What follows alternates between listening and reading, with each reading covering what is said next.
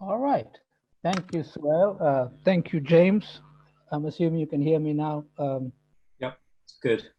Uh, thank you for the invite. Of course, I should just mention it's always pleasant to be invited to Goldsmiths. Goldsmiths, I mean, I know you are a master's student, so perhaps your encounter with Goldsmiths is quite new, but in my world, in the times kind of the carving out and curating and archiving a tradition of anti-racism in Britain, academically in any case, Goldsmiths has been a focal point of that throughout the 90s in particular, and some of the big names that have been so enduring for me, not least Paul Gilroy had a significant stint at Goldsmiths, but in fact, the wider considerations of working class culture going back decades, not least Richard Hogarth's incredible uses of literacy, being a, setting up this traditional cultural studies that I draw upon at great length. And in fact, in the second half of this talk, I will try to work back into a cultural studies understanding of what it means to have an anti-nationalist working class culture and how it's already available and how that is a tool in terms of counteracting the current hegemony of nationalist politics that is so ascendant both here and elsewhere. I'm sorry I didn't make any slides, people. Suel expressly warned me or demanded that I make slides, but it passed me by entirely. But I'm also aware that you guys are the vanguard of contemporary art and visual design and so on. So it would seem particularly stupid of me to try to match you on your own terrain. So I'm just going to go back to my own kind of social science tech training, which means being boring and being just relying on words. But I hope you don't find it unduly trying. In the second half of the talk, I'll try to link to a few music videos and so on to kind of establish that shift. But at the beginning, I'll just dwell on the theoretical formations a little bit after Suel's very kind introduction. I hear that you are a very international cohort. I actually noticed in the names of the attendants that, so I happen to grow up in Sweden, so I think I noticed a Swedish name, Max Göran. I think I noticed a Tamil name as well. I'm Tamil from Sri Lanka. All of this will become relevant in my talk, but this is interesting. I like that you're such an international cohort because, of course, nationalism has steadily established itself across the mode of modernity, but the last 2 centuries, not only in Western Europe, but elsewhere too. And I think in some ways it helps to think about nationalism, get a more global scale of the kind of politics of anti-immigration, bordering, chauvinism, ethnic supremacism, and so on, that is kind of convulsed the entire world, So that, the reach of colonial modernity is a very deep one, a very expansive one. So of course we have this frenzied nationalisms here in Western Europe, but across the global South, but also say Ireland or the Balkans or Eastern Europe, places which I've read a lot on and kind of incorporate into my work sometimes. It is still the case that even there too, these populations too have felt obliged to approach the project of independence and the promise of a post-colonial future still firmly in accordance to a nation-state premise. A premise where the state is tied to a strong conception or at least appeal to a sense of national community and national identity. And this is not benign, this is not innocent, because it unleashes then a fixation with these questions that have kind of ravaged our political discourse. The questions of who belongs and who doesn't, who has priority and who is at best to be tolerated, who is desirable and who is a threat or an encroacher. Who is the authentic subject and who is merely a guest? What else? Who is native and who is migrant? Even if you've been there for many, many generations, of course. A great book on that is Nandita Sharma's Home Rule, which came out in the last year. I'll mention it later on if you are interested in that. But, all these questions, as intrinsic to kind of nationalist or nation-making politics, have cast such a violent and brutal shadow, really, over the entirety of the post-colonial world. So whilst I write about the West and Britain in particular, and I'm sorry if my references today will be often quite British, but, I actually am interested in nationalism because of this post-colonial orientation. That is, it has this hold over the entirety of contemporary politics. So those of us who are attentive, or even just with a personal stake, again, you're quite an international court, but a personal stake, I don't know, in say India or Turkey or Malaysia or Brazil or Sri Lanka, Rwanda, China, so on, you will all be particularly aware of this haunting trajectory of where the post-colonial investment in the promise of nationhood has unfolded in line with, what can I say, unfolded in line with a kind of these politics of walls, of borders, of ethnic chauvinism, of assertive one nation militancy, and of multiplying all the time, multiplying anti-minority and frontier battles. So of course, we can just think about, India and Kashmir, or Turkey and Kurdistan, or the southeast of Turkey, or we can think of China and Xinjiang, and so on and so forth. These are just permanent features of nationalist or nation state politics. Indeed, I can maybe mention that, I have had the strange misfortune of having experienced this in really very different and contrasting contexts. So I think I mentioned it, but I grew up as a very young person as a Tamil in Sri Lanka, in the crucible of a nationalist civil war, as a Tamil minority. And of course, and then the implications of that is you lose loved ones. My aunt was murdered. My aunt was in prison. My uncle was in prison. Many of us had to flee as refugees and so on. So, from the very beginning, that nationalist shadow was a kind of the defining focal point of my even young political experience. Similarly, later on, I find myself in Sweden, in the North Stockholm, in a distinctly working class and ethnically, racially mixed area of North Stockholm, where, during the time when the far right are gathering force, and now nearly has a 20% presence in parliament. It's not quite 20, but close enough, where before they were just the neo-Nazis down the road. I remember, they would live on the same estates where I grew up. In fact, we went to the football together. We would just stand on opposite sides of the stands. It was utterly bizarre. You would kind of almost greet each other as fans, but otherwise you knew that there is this incredible, unbridgeable gulf of violence that separates us. But now latterly I find myself in Britain. I wandered into Britain actually owing to love. I happen to have a partner, a girlfriend who lived in Britain, so I wandered over here, worked in wage labor, nightclubs, and so on. But now I find myself in Brexit Britain, as a non-white migrant in, even a European migrant, which is not irrelevant to the Brexit context, but a non-white migrant in Brexit Britain. So, the sticky tenacity of nationalism is the one constant that has trailed me wherever all these different political features of the worlds I've inhabited, worlds that are otherwise incredibly, incredibly different. But what has actually interested me academically or intrigued me in these assorted contexts is the manner in which nationalism draws from motifs and logics from across the political spectrum. So Suhail has already previewed that, but I'm really interested in how in some ways it can be liberal, in some ways it'll be deeply conservative, in other ways it's actually very assertively neoliberal and kind of almost very pro-market and part of that wider neoliberal project. But equally, it can present itself as a resistance to neoliberalism, so where it borrows from all sorts of left-wing repertoires. And I find it's that multiplicity, that chaotic incoherence that gives nationalism its ideological strength. Too quickly, we want to name our moment as one thing. We name it as neoliberal, or we name it as conservative, or we sometimes name it as anti-neoliberal. But no, I think there's a simultaneous ideological formations that usually coalesce around the idea of nation or the appeal of nation.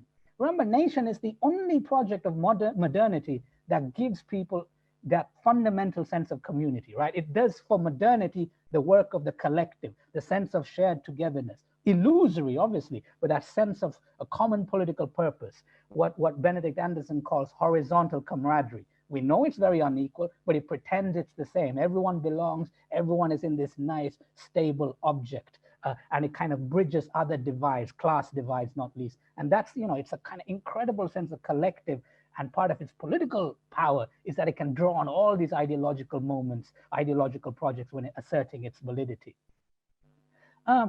So Suhail very kindly mentioned my book. So as I argue in my book, which naturally you will all buy, I gather, available in all good bookstores, I think. Now you're in tier 2, so you can go get a prime copy. But no, actually, don't buy it. You'd be awfully bored. And I know you're artistic people, so I think you'll find my kind of prose particularly tedious. Wow, whoever did that, thank you. I didn't mean to plug it, by the way. This was not coordinated. Do not buy it. Actually, I expressly forbid you to. But what I wanted to do in that. I've lost the Zoom. Am I there? I'm assuming I'm there. There we are. Yeah. What was I going to say? But what I argue in that book is that these ideological traditions, in their very distinctive ways, have all been bent in contemporary England towards a nationalist inflection. And I think it's actually, just quickly, let me say, we're often talking about England. So I know already Suhail was warned us to be more careful about what are we talking about? What is the constitution of that? Does whiteness capture Britain? I'm not sure. But often when we're talking about British politics, we're talking about English politics. It's an English predicament. England is 55 million people of this country, and well, otherwise it's a 66 million country, I think. Correct me if I'm wrong in the chat. But, you know, and the kind of politics that drives Brexit and things of that sort is often very particularly rooted in Englishness or English predicament, as another author contemporary has written a good book on that.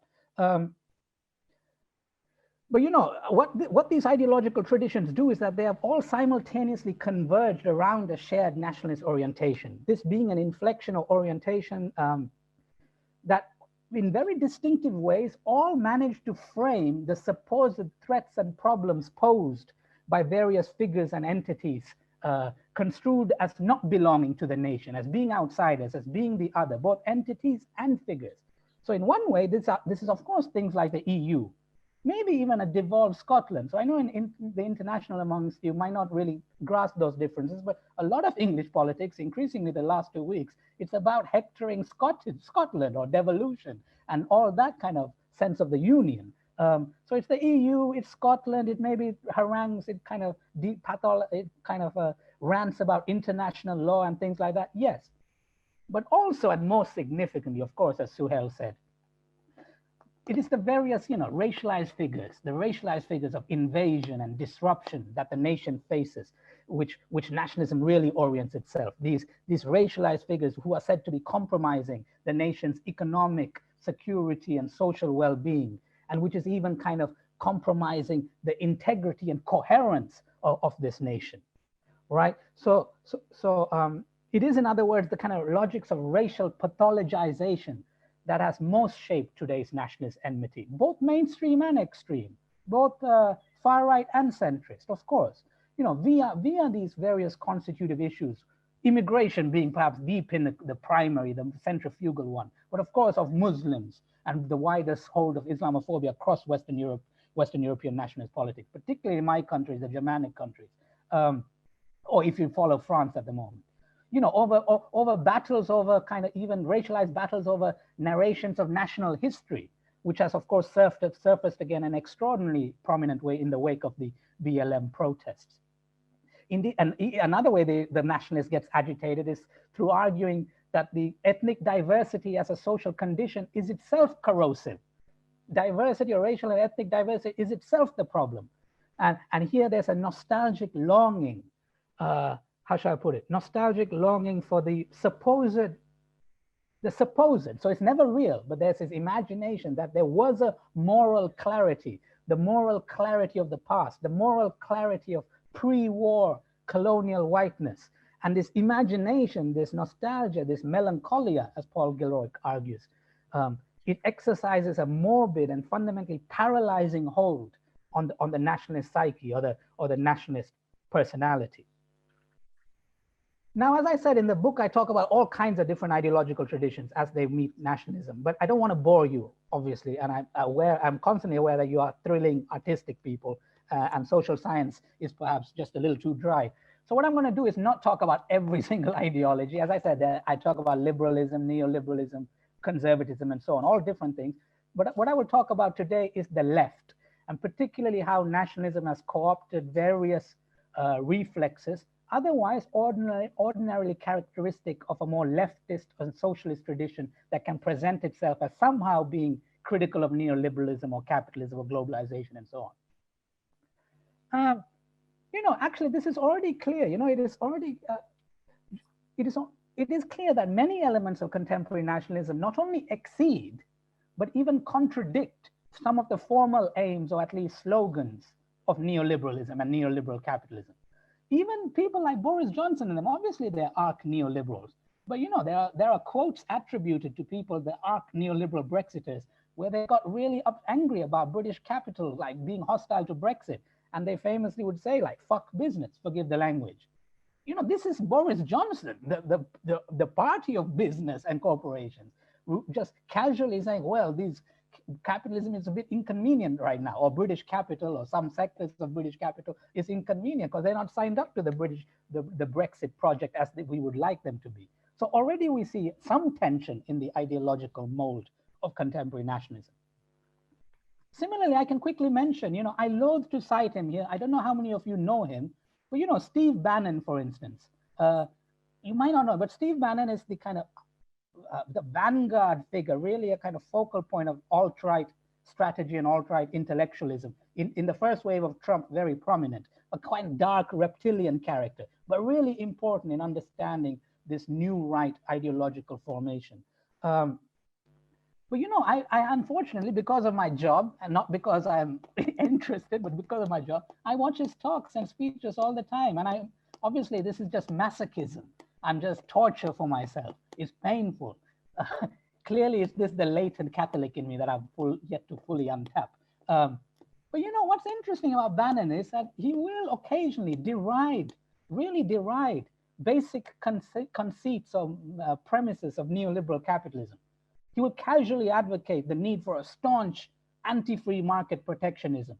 He will mock those in the audience at times who people who still believe in meritocracy. He will laugh at them. You've been fooled. Look at you, you simpleton. You've been deceived. Capitalism can't do that for you. He will mock at times the gullibility of those who believe that they can still realize the dream of social mobility if they save and just work hard and so on. He goes, no, if you don't have a trust fund, this globalized capitalism is not for you. So obviously, Steve Bannon isn't a lefty. He's a hard right, far right evangelical, actually a kind of leading ideologue. So obviously he's not trying to present a critique of capitalism, no. But even these slips, even these contradictions begin to reveal something for us, I think. They begin to preview for us the ways in which today's nationalism, certainly in the West, has this incredibly slippery elasticity, okay? Often reaching for slightly disorienting leftist motifs, leftist rhetorics, which disorient us and can actually invite certain people who feel nominally or lean left to some extent intuitively, and they too then get attracted to the nationalist project. So I think it is important for me to just dwell on this a little bit, just quickly, okay? I think there are essentially four big genres of how this left nationalist complicity or formation is going on today. The first of these is very basic. I'm not going to dwell on. This is basically leftist parties, particularly center-left parties. Like, for instance, there's a new splinter wing in Germany called Aufstehen. There is a center-left in government in Denmark led by Mette Frederiksen. They're center-left, but they believe to win elections, they have to be nationalist. Okay? They just believe to win elections, they have to be opportunistically nationalist, anti-immigration, so on. So this is just about electoral arithmetic. They believe this is the case, so we have to commit. But on a cultural level, I think a second genre is more important. There is in Britain and across the West, certainly in America as well, we have a form of a romanticized, maybe even melancholic, symbolic identification with a historic working class, okay?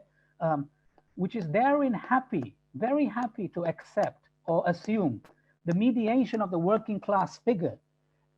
And this is where culture and film is so important, as a site at which this happens, but at a site at which we also challenge. Because I think even Ken Loach and them can be a little slippery here. They can succumb to this inadvertently.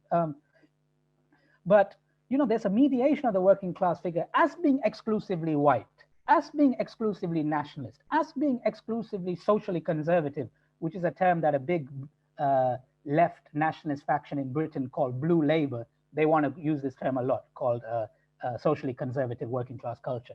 But also, and finally, there is an assumption that the working class is also exclusively provincial. The real working class doesn't live in the big cities. They live in the small towns. They live in the provinces. I think the latter is really, really important, because what we see today is a really winning geographic spatialization of who counts, who's the real people, who are the fakes, who are the deracinated, who are the authentic.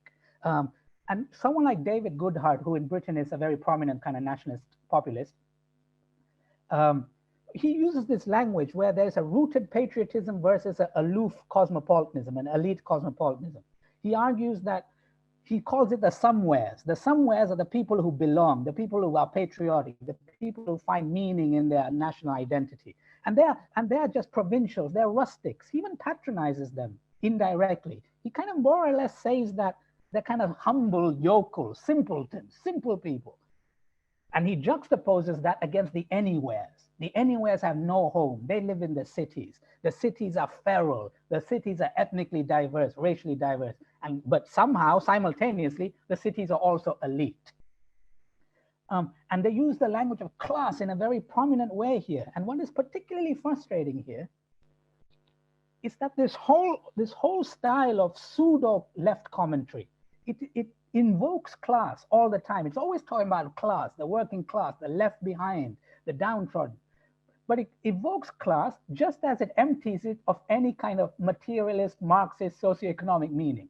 They only evoke class, the symbolism of class, exclusively for cultural and nationalist political effect, to talk about who is the real people, who isn't. In that way, it's a very populist turn to class. Thirdly, and I'll be quick about this, there's a third genre, which I think is a kind of post-Marxist intelligentsia. Again, you're culture people, so I'm not going to bore you with it, but this intelligentsia, people like Wolfgang Streeck and so on, they argue that immigration and even multiculturalism, maybe even anti-racism, they see these things as part of neoliberalism. They see it as part of globalization and neoliberalism. So actually, to be anti-neoliberal and to be anti-capitalist means no, we reject those things and we go back to national belonging, a strong national identity, strong national collective, and we take a more forceful stance about anti-immigration and so on. So for them, and they do a very clever thing here, Marxism ceases to be interested in global structures of exploitation, accumulation, commodification, all these terms that you know probably, labor exploitation, global disposability of humans. No, Marxism is no longer about that. Suddenly, in this crowd, you read the task of anti-capitalism as the same thing as being nationalist. Consolidate national identity, consolidate national borders, and that's a blow against neoliberalism. That's a blow against globalization. I think I'm doing all right on time, yes? Cool, all right. So I'm going to mention the fourth genre as well before I move on. The fourth genre of left nationalism, for me, is quite interesting. It's a little more redeemable. This is the one that sees the electorate's turn, or part of the electorate's turn, so part of the population's turn to nationalism. They see this as a kind of deformity. They see it as a deformed projection of what is actually anti-capitalist anxieties, anti-capitalist distress. So when they feel all that insecurity and distress, they are reacting against it, but they react through nationalism, not through anti-capitalism. So it is argued here that this is a misdirected anti-capitalist cry. This is misdirected, so we need to somehow capture it. We need to harness it. We need to navigate it. We can't just reject it, but ultimately we can redirect it back to us, back to anti-capitalism, back to socialism, back to social democracy. So essentially, I describe this as the plumber's issue. This is a plumbing problem. The pipes are there, but they're put in the wrong place. We just got to rejig the pipes, and we'll get somewhere better. But I'm not being derisory. I think there is something redeemable here insofar as it is the only one of left nationalism that ultimately its end game, in the chess sense, its end game is anti-nationalist. It doesn't want to do nationalism, but it just believes we have to go through it somehow because something's happening. And if we want to get anti-capitalism back, we have to go through it and redirect it. However, all these genres, all four of these genres are equally relevant to giving today's nationalism. It gives it this ennobling language of class victimhood, class injury, class rebellion, that nationalism is actually anti-establishment, anti-mainstream media, anti-elite, so on and so forth. And I think these notions, these leftist motifs of a sort, they have become actually decisive for how a remade political right, because obviously it's only the political right that wins on nationalism, but it has all become decisive for how a remade, contradictory, slightly chaotic political right today orients and sustains its hegemonic position. And this sense of nationalism being the voice of the victims, the voice of the downtrodden, is a real trap. It's a real impasse for progressive and critical politics. You know, after all, if I may speak freely, you know, all you great people here, you're 100 odd people here, you have many talents. You will move into the arts and film and you will try to intervene. You will try to challenge this hegemony of nationalism and white normativity and so on. But you got to appreciate that the one thing that will happen is not only will you be slandered as woke, as worthy, as righteous, this is already on the cards, this you already know. But the thing that will also happen is you will be decried as the elite. Do you understand? You will be seen as the voice of the elite. You will be seen as a cultural and academic elite. You are the agents of the effect lifestyle politics. You are the people who don't know anything. You're not the part of the earth. You're not part of the soil. You're not salt of the earth. You are people who deride, you mock and scorn the voice of the common people, the voice of everyday people. This is hard. I get this all the time, you know, because suddenly this kind of critique is seen as elite. The winning move, in fact, of the contemporary nationalist, and it's not in Britain, in India, Sri Lanka, I get it everywhere, wherever I'm talking on these things. The winning move of contemporary nationalist politics is the very fact that it impugns dissent, opposition, critique, not only as inconvenient and annoying, but it impugns it as the opinion of homeless elites. We are the agents of the dominant. We are power and they are the powerless. So if we are power, it is the nation that reacts against us. They are doing the noble, heroic work, you know, according to that discourse. They are doing the noble and heroic work when they assert themselves against us, those of us who critique or want to challenge the hold of nation. Okay, I mean, I'm sorry, that's quite a dispiriting way of talking. I wish you the best in your careers. But listen, it is tempting, of course, for me to simply end my talk here. And actually, too many academics do that. We do critique and then we end on this solemn and resigned note. Oh God, isn't it terrible? Power sucks. It's all pervasive, and we might as well go and disappear into a dark room and mourn the world. But no, I think that's too easy for critique. And especially as I've gotten a little older, you know, critique is important and I need to always start with critique. But as I get older, I find I need to affirm something. It is much more important, or as important, for me to establish what already exists in our world, not what might exist, what already exists in our everyday culture, what already exists that might be the alternative and energies and tendencies already available that are useful for the task of critique. So not trying to invent critique and trying to say people need to be like this. No, looking at the world as it already is and saying, that's hope, that's interesting, that's what I need. That's the energies of an anti-nationalist future. So it is in this spirit really that I want to stress today, and I'm only, you know, I'm nearing the end sort of in a way. But I want to, this second half of the talk, I want to talk about culture, the critical culture, the alternative culture. And so as I want to, as a counterpoint to nationalist closure, I want to stress the enduring realities of what Paul Gilroy has described, again, of Goldsmith's vintage. I don't know if you'd like me saying that or not, but he's of many vintages. But you know, he passed through Goldsmith in a very prominent way when he wrote those great works in the 90s, Black Atlantic, After Empire, and so on. After Empire is later, so forget that. Between Camps. No, then he was at Yale. Now I'm confusing myself. but anyways, in the 90s, some great work whilst he was at Goldsmith. But he has that extraordinary concept of convivial multiculture. And convivial multiculture, I love it because it also allows for a particular emphasis on how we might take the symbolism of class, where we can take the symbolism of class back from the nationalist populace. Because I believe class is absolutely central to a politics that will endure and will have mass credibility. By convivial multiculture, I mean, I don't want to do something very theoretical. For that, read my articles or something. Read Gilroy, actually. Read his amazing After Empire, Postcolonial Melancholia. But we mean simply the commonplace, everyday habits of people living together over years in often working class urban spaces. And in these spaces where a casual comfort with difference is cultivated, where the churn of migration in and out of a space is seen as unremarkable. and we're an intuitive, it's intuitive, and that is more important. It's not learned, it's not practiced, it's not gotten from universities or campus politics. It is an intuitive hostility to racism and nativism is not uncommon.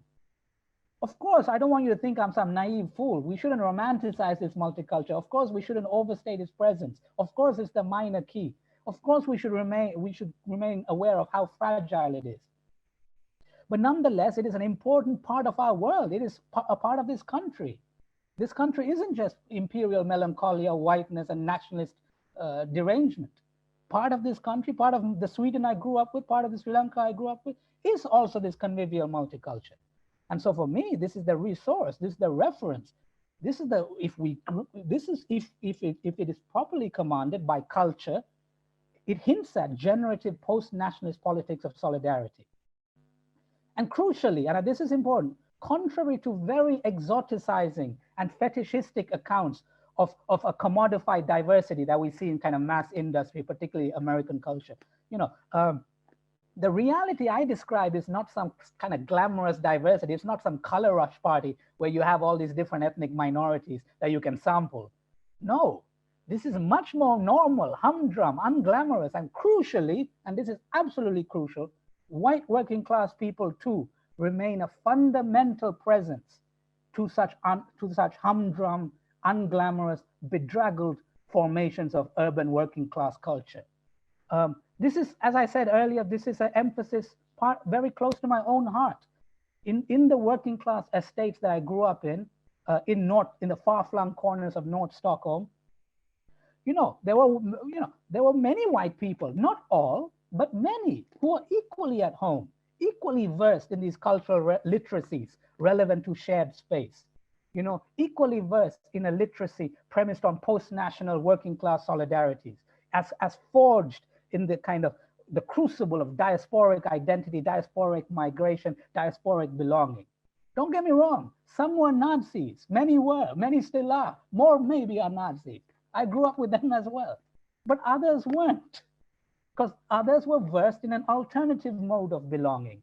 Others were versed in their references and shared life where native whiteness was not given priority.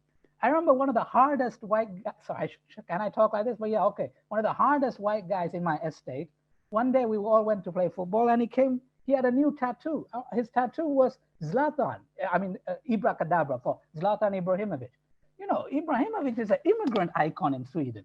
Ibrahimovic is our kind of exemplary presence. We praise him, we worship him.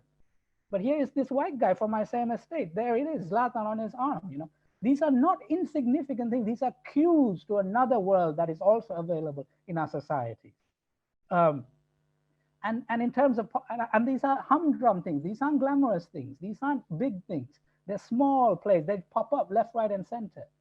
In popular culture, figurations of this kind of non-aestheticized, non-fetishized multiculture, they're everywhere in unlikely places.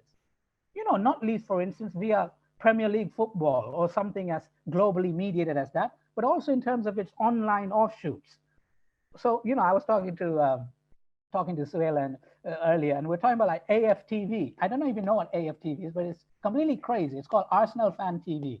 I think it's mad. It's completely crazy. They're always ranting, but it's crazy popular on YouTube. Of course, you guys don't watch these things because you are amazing. You are cinephiles. You are alternative. You're into art culture. You watch Art House. You're serious people. Actually, I have a movie account as well, so I'm not entirely a Philip side. Diving. Sorry, that's me. Sorry. But you can't.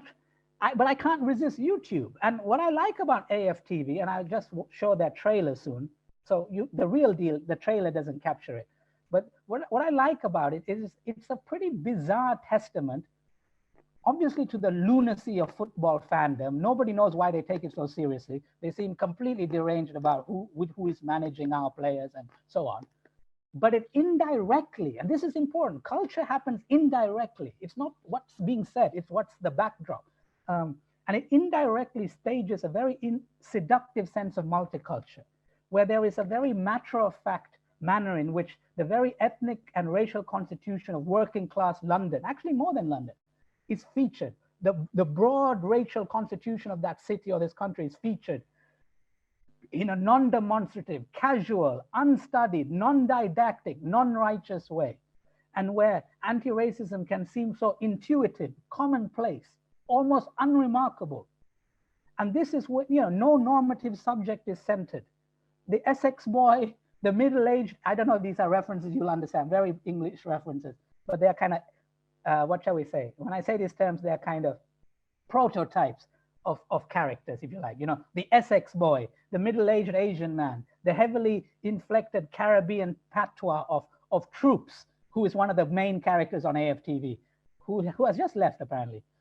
He's going to make money in New York, I guess. But, Troops, the elderly pub geezer, they're all there. All of them inhabit a shared terrain in an unremarkable and decidedly working class everydayness. I don't know if you want to show that trailer, James. Sure. It's only a trailer, so it's not the real deal, guys. This is not what they usually look like or sound like. Okay, hang on a second. Oh, I can keep talking if you like. No, it's all right. So there are a couple other things I would also just like to quickly show. When I first started it, the reason for starting it was I wanted to create a platform where ordinary football supporters of Arsenal Football Club could come on and have their say. I don't care what you look like, what colour you are, what race you are, religion. There's only one religion when we're following our club, and that's Arsenal. Come on, Arsenal! Back again! Oi!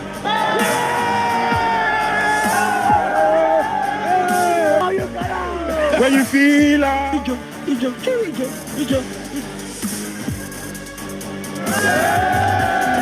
About to jump on board a flight to LA in Sydney, Australia. The sun's out. We're on our way to Russia. We rolling out, baby! California! Hollywood! By the club. There's no passion club. I'm telling you, I'm sick of it. I'm sick of this. China, Shanghai. This is Barcelona. I only came to see the Pepe. I'm not interested in a Messi. Blood clot, yeah, what a finish. Got to meet Thierry Henry.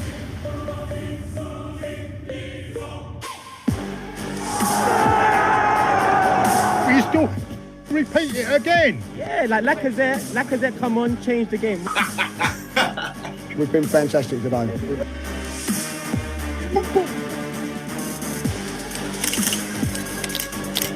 You're going over the top again. What, you said they're going to win the league? It's not Ski Sunday here. What's all this about? I'm a black lion! Black guy, yeah! This is AFTV.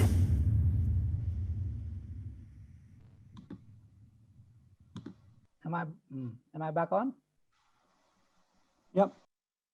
So as I said, what I like about it, I mean, I don't need to unpack that, I already said it, but we'll move on. There are a couple other things I also want to show, but keep in mind, I'm choosing intentionally banal examples, not nicely curated politics that wants to be anti-racist. No, it just happens incidentally. It's just part of its cultural vernacular, its literacy. And cultural studies tells me that that's more important than the actual message we sign up for. The message just flows seamlessly from the culture that is already taking shape or formation. Just also consider the mainstream. Again, I know this is Britain, but I'm sure there are equivalents elsewhere, but consider the mainstreaming of grime and drill, but particularly the latter in Britain, and the kind of wider salience of its multi-ethnic consumption as a wider youth culture, but youth seen more broadly, not just 15-year-olds, but seen in a quite broad sense. As expertly summarized by Monique Charles, and I would recommend her work on these matters, but the special role of even something called Grime for Corbyn was telling here. Grime for Corbyn was this kind of movement not affiliated, it lent its support in 2017 to the Labour election campaign. Obviously was fated to lose and all that later on, but nonetheless, that Grime for Corbyn platform gave that Labour campaign such an easy working class and multicultural credibility. A moment that attested to a particularly fluent, resonant, convincing, but also unaffected, unstudied synchronization of grime with the popular left politics.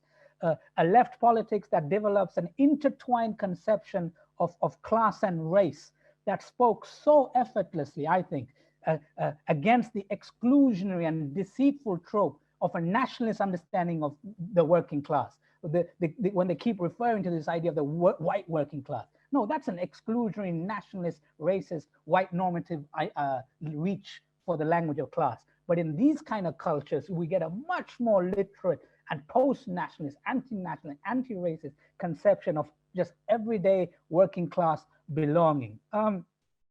Actually, shall we show those two songs? I'm from Birmingham, by the way. I live in Birmingham. You guys all in London. You think that's England. London is nothing like England. You understand? Birmingham, these are these are shitty cities. Sorry, I shouldn't say that. My bad.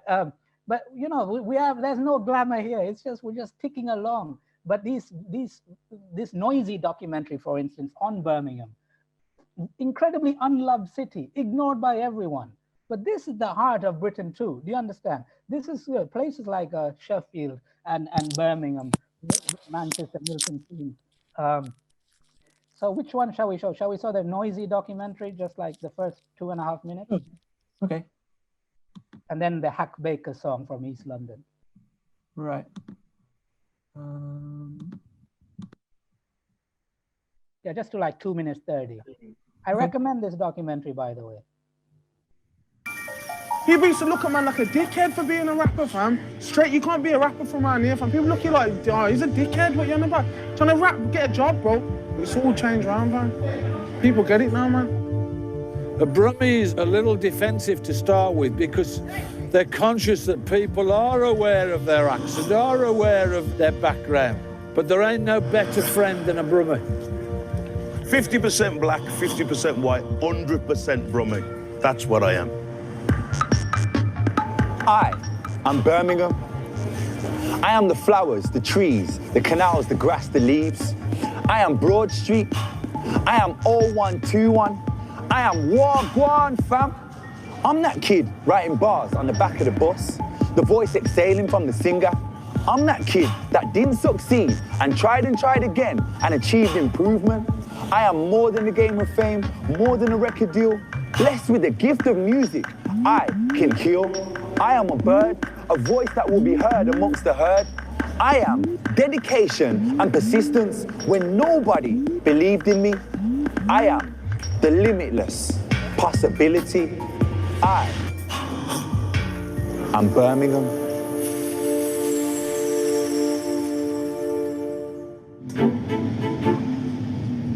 She wants a man from Brum. My name's Mike Skinner and I grew up in Birmingham, 0121. This place will always feel like home. England's second city, they call it. But when it came to music, it felt more like the fourth or fifth. The city of 1,000 trades. But none of those were rapper, at least not when I was a kid. You couldn't rap, not if you were from round here, not with that accent. You certainly couldn't have a lyric like Man's from Birmingham, celebrating the fact that you were local. And she definitely didn't want a man from Brum. After grime happened, there was a passionate underground scene up here, with the occasional cosign from the London icons. But people weren't making a living, and major labels weren't showing interest. You were always just pretty good for a Brummie. But it felt like in the blink of an eye, everything changed. My city with its mix of warmth and toughness, of Irish, South Asian, Caribbean and African culture, of football lads and the pub as the hub of the community, has started creating real-life stars, rap stars, from where the Villa and Blues play. Yeah, can we now show the Hack Baker as well? So that's more Birmingham now, about East London. But again, it's about that casual staging of a working class multiculture that I think is very important. There is the lyrics are slightly profane.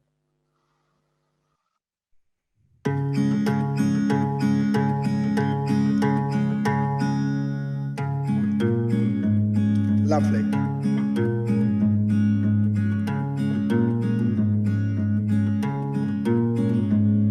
Well, I grew up in the land of the sinners, home of the brave, bold and the winners. Oh, what I do to go back to winter. Oh, 5 chicken chips for our dinner. You drive about with your mates in the ringer. You're selling weed to make your pocket money bigger.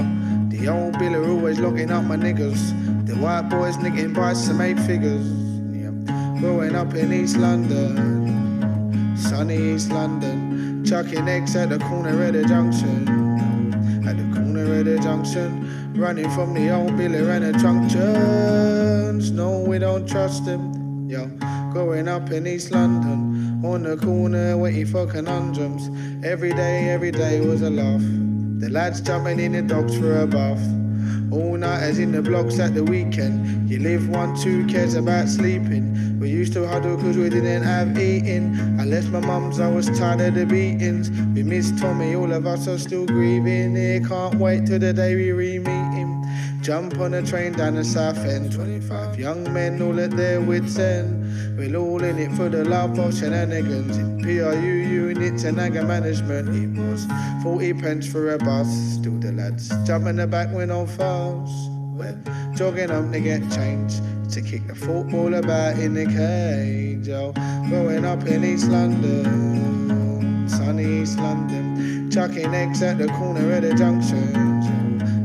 Of the junctions, running from the old biller and the junctions. No, we don't trust them, boy. They're growing up in East London, on the corner waiting for conundrums. See, I grew up in the land of the sinners, home of the brave, bold and the winners. Oh, what I do to go back to winter. Oh, 5 chicken chips for our dinner. You drive about with your mates in the ringer. You're selling weed to make your pocket money bigger. The old bill always locking up my niggas. Got the lads sleeping on London pillars.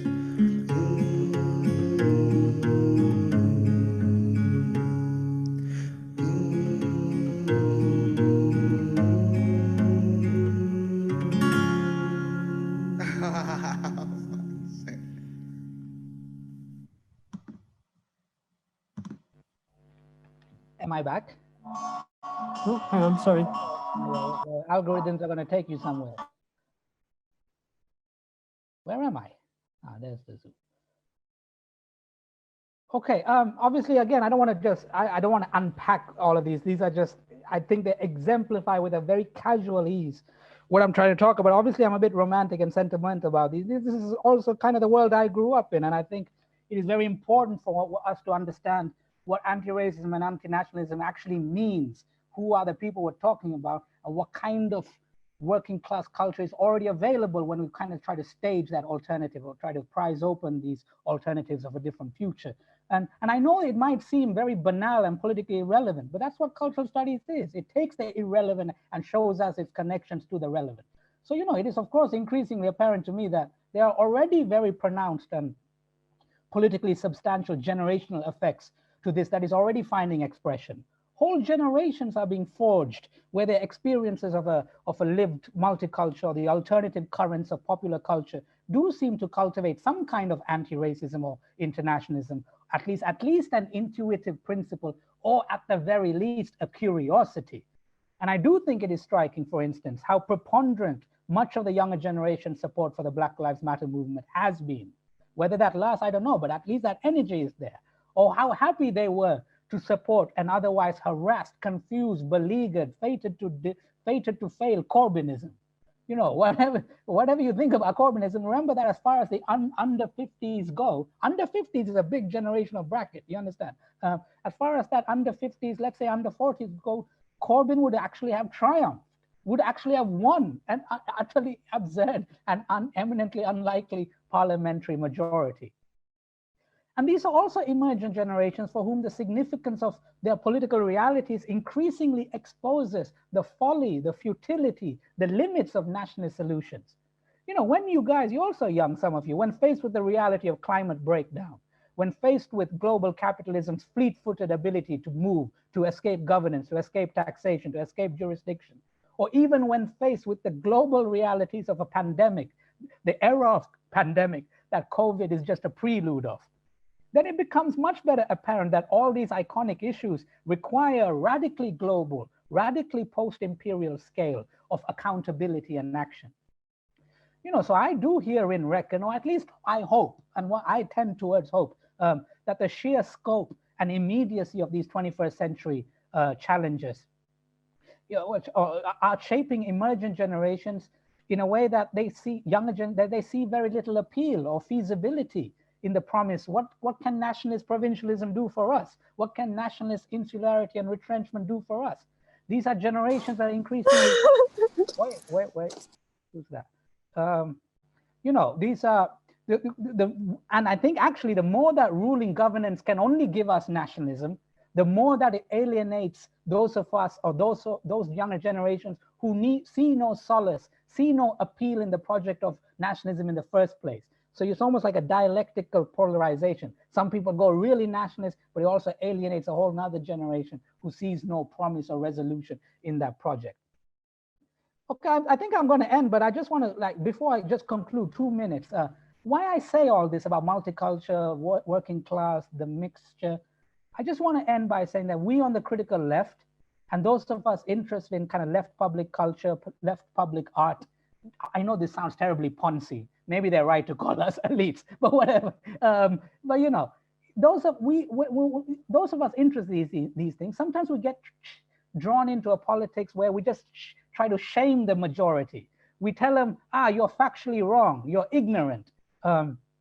What else do we say? You're complicit, you're guilty, you're privileged, and whatnot. And obviously, I too use this language. I'm not denying that. I too use it when it's expedient, and it is important. But what cultural studies has taught me, what people like Paul Gilroy, Stuart Hall have taught me, is that this is also not enough. We also have to offer something else, a wider seduction, another story of shared belonging, shared affirmation, shared collectivity, shared pleasure even. And I think that is equally central to the politics of critique. I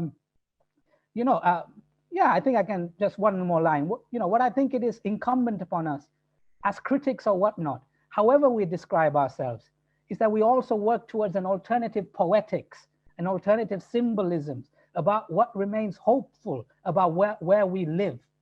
Alternative identifications that's already available that people as a majority, and I stress that as a majority, might also find seductive about our cosmopolitan nature, about the realities and banal pleasures of our multiculture, and more ambitiously, of course, towards the sense of the political maturity, the political possibility as befitting the scale of the 21st century and its challenges.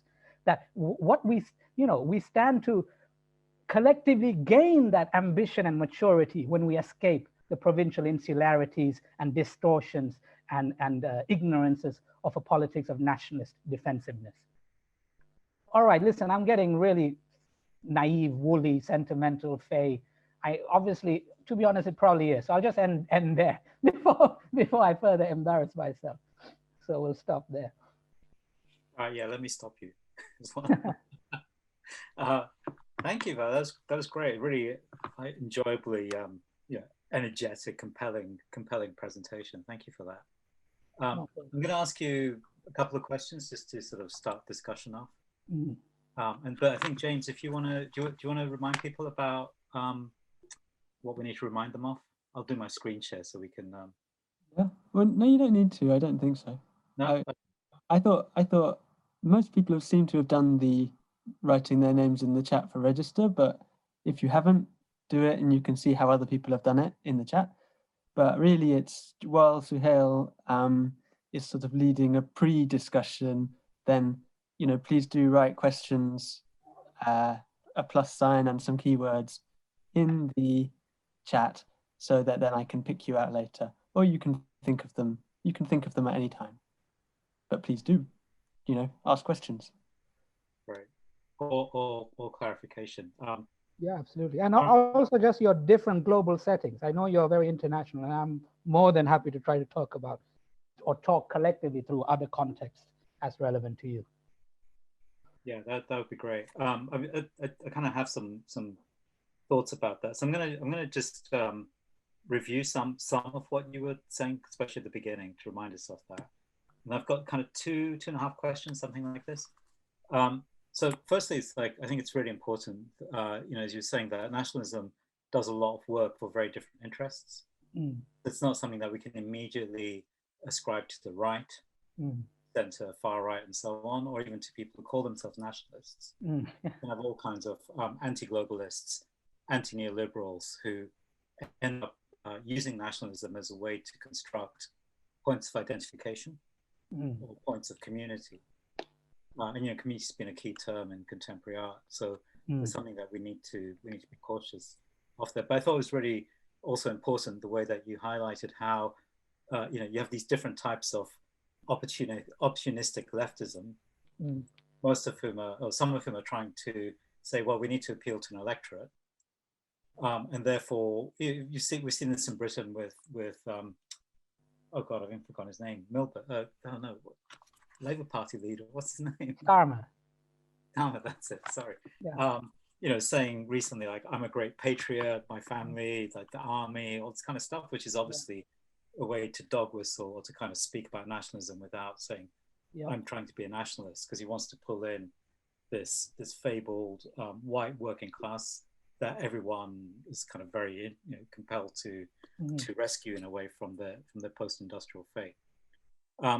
So there's a way in which leftist appeals to nationalism or leftist appeals to community can end up providing the very terms for the right to succeed, because the left can't go all the way in sort of saying like, yeah, fuck you, nationalism, man, and racist nationalism too. So in a way, we prepare the ground for the right by making these sometimes anti-globalist appeals. But so I guess there's a question of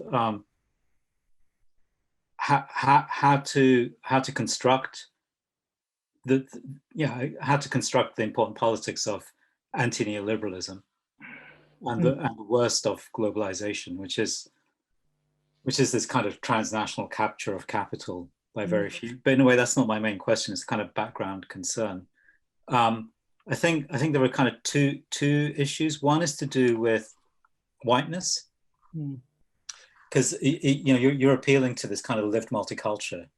And there's some very nice material in your book and in your articles about how when we look to lived multiculture, it's really important to look to places like in London, around Croydon, or in Birmingham, around Ladyheath, or the province, like the suburbs, the provinces, places like Nottingham, kind of places that aren't the metropolitan centres in which art tends to take place, because that's where it's happening, right? That's where there's this kind of convergence of people who have been kind of marginalized from like the centres of cities, but also where the communities have been forming over like several generations now, and also where the kind of musics that the kind of cultures that you're referring to come from. So drum and bass, grime, drill, and so on in the UK have come from the suburbs, and they exemplify the lived multiculture as you were arguing.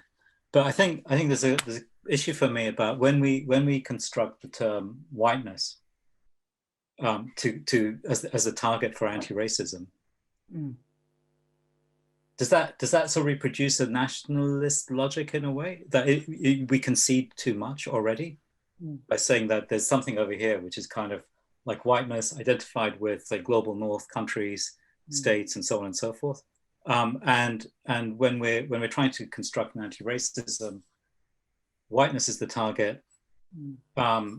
In a way, it sort of already reduces the rich complexity and the lived multiculture that you're talking about, and somehow the very formation of the problem it's like pre-polarized. I'm asking in a very hesitant way. I can address that if you want me to. Or... Well, just one more point. I mean, for me, I'm asking it as a hesitant question, a genuine question, because it also seems to me it's really important to hang on to the term. Yeah. That's it. Okay. No, it's a huge question, obviously. I mean, I do modules on, race and racism and so on.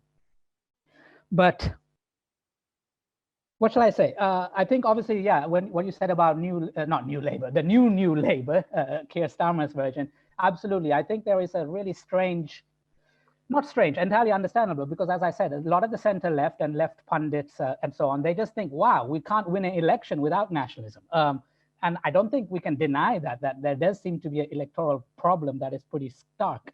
What we would say, obviously, it's a pointless errand, though. You're not going to win on those terms, because you only further enable the ones who have a much more well-trained credibility on the matter. The right will always outflank you. You can't do nationalism right or light, you know. We got to lower immigration a little. No, it has to be comprehensive. You know, we got to do a little bit of Islamophobia. No, you got to commit to the form. And so, no, I don't think you can outflank on that terrain. So it's actually about challenging and redirecting what is the political thesis, like recentering the issues that you take for granted and the leftist premise. It's also disingenuous because, as I said, about the left ideally stands for the working class, and the working class is the people who I've just shown on those videos and so on. If you vacate the working class for nationalist politics, you abandon significant chunks of what a working class is. Most migrants are working class and so on. So that basic obligation that the left somehow has to hold a working class orientation should, even if they're going to lose elections, that's alas the case. We have to resign ourselves to that and try to shift the debate, shift the terrain of what the political discourse actually is. You said a lot about whiteness. As you said, yeah, it's a bit hazy and it's a little hard to address, but I can say a few things. Obviously, we have to hold on to whiteness insofar as the modality of Western nationalisms has been so tied to entitlements and figurations of whiteness. There's a sense of the white normativity, white entitlement, and a sense that the national community, the national authentic subject is a white one. So it has a kind of very normative presence. However, I think you're right to see in my work attention. It's one thing to renounce whiteness, it's another thing to kind of say, okay, this is a minority politics and white people are irrelevant. No, of course not. We are fated to only be a minority then in perpetuity. And the whole point about what I was trying to say at the end is that we need part of cultural studies, part of anti-racist work is imagining another majority, a genuine mass, as Gargi Bhattacharya says. We're in the business of a mass. And listen, I've been a minority everywhere I've lived. In Sri Lanka as a Tamil, there is no politics without a majority. We are fated. To be a minority in perpetuity is one to always be vulnerable to the whims and turns and caprice and volatility of whoever it is that styles themselves as a majority. So you always have that perennial impasse. So in my turn to multiculture and so on is actually the preliminaries for a sense of an alternative mass, an alternative majority, where we're not fated to a logic that the white subject is the normative one. So, and in fact, as you know, Baldwin and them say, what we're also doing essentially is freeing white people of whiteness, freeing white people of the pathologies of whiteness, what Du Bois calls the psychological wage of whiteness. You're not benefiting necessarily. Certainly your class interests are often distorted by appealing to whiteness, but you're drawn to the symbolic status of whiteness. You're drawn to the pride of whiteness, but it's not necessarily working out for you. It doesn't necessarily further your material or immediate interest. And I think that's really important. That there's an anti-racist tradition through Du Bois, through Baldwin, through Sylvia Wynter, through Paul Gilroy, which is actually trying to redeem a collective.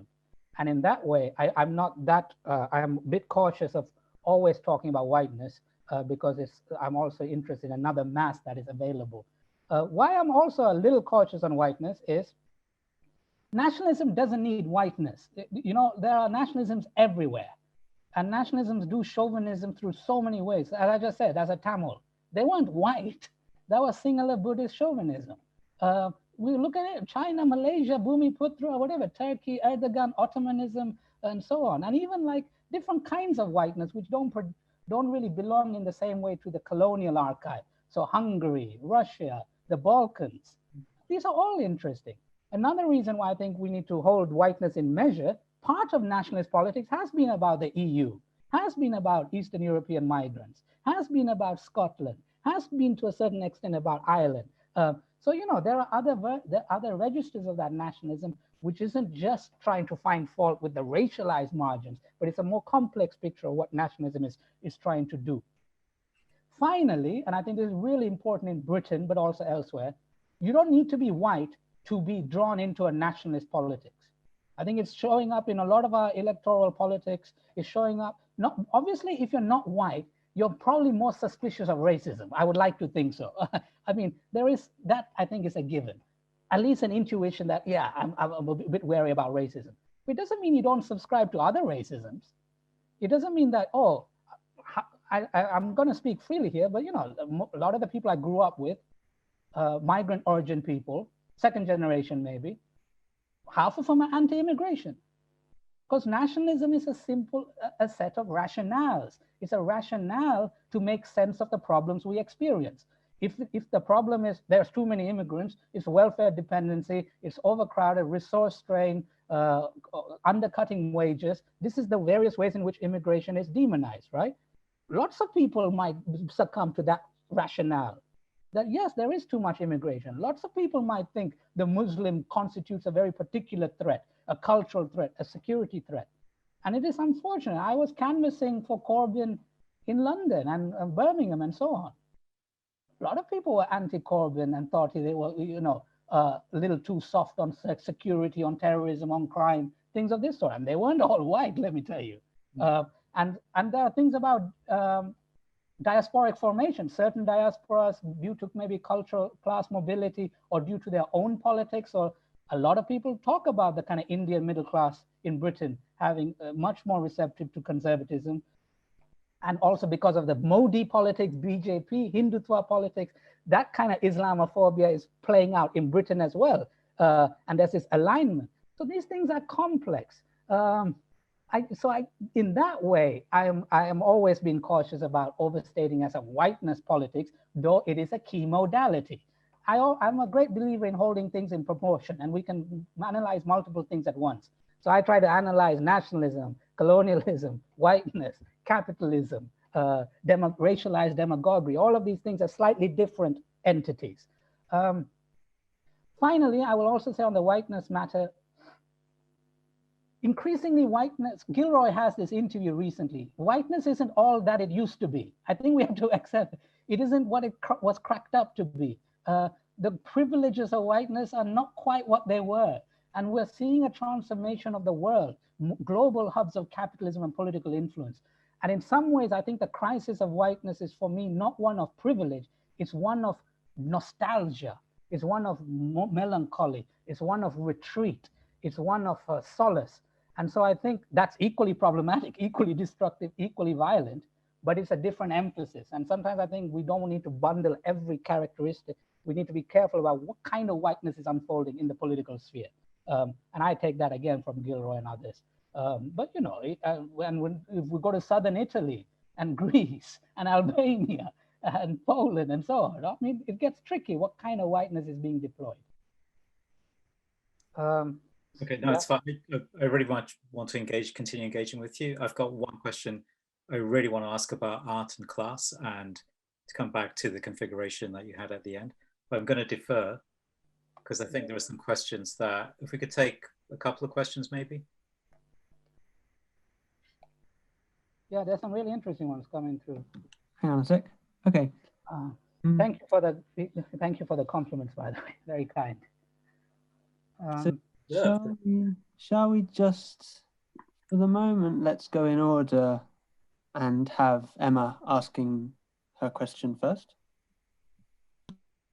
Yeah, hi. First of all, amazing talk. I really like your energy going through the talk. And so I am originally from the Netherlands, and I noticed like the Netherlands doesn't even have any city that has over 1 million people in it. So moving to London was quite a shock for me.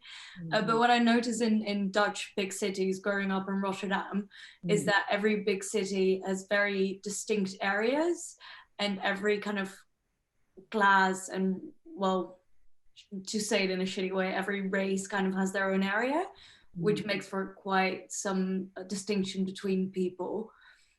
Whereas I feel like in London, there's a lot more overlap. It's a lot more multicultural throughout the cities. I was wondering, like, what was that like in Stockholm as well? And how do you feel about the way that the cities here are kind of built to mix people? Can I ask Molly to come in as well? Because I think the questions we can couple. I mean, I don't want to overextend your time, Vallu. No, go on. Not at all. Really enjoying. So Molly, do you want to come in and ask your question as well? Yeah, thank you. It's been really interesting so far. And I wanted to say thanks to Suhail for the Croydon reference. I'm from Croydon and I grew up listening to dubstep. So I liked the videos at the end and could kind of relate in that sense to that. My question was, so you're talking about the working class a lot, and I guess in the UK, there's a massive change in what and who the working class is. There seems to be like people whose, I guess, grandparents were working class seem to be middle class now.